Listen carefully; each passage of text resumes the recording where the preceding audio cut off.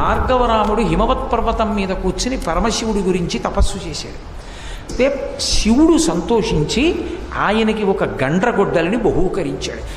ఆయన పరశువు వేసుకుని నడుస్తుండేవాడు, ఆ గండ్రగొడ్డలు పట్టుకు తిరుగుతుండేవాడు. ఇటువంటి పరశురాముణ్ణి పరమశివుడు ఒకసారి మళ్ళీ పిలిపించాడు కైలాసానికి. దేవతలకి రాక్షసులతో యుద్ధం జరుగుతోంది, నువ్వు వెళ్ళి అక్కడ వాళ్ళకి సహాయం చెయ్యి, దేవతలకి రాక్షసులతో యుద్ధం చేయమన్నాడు.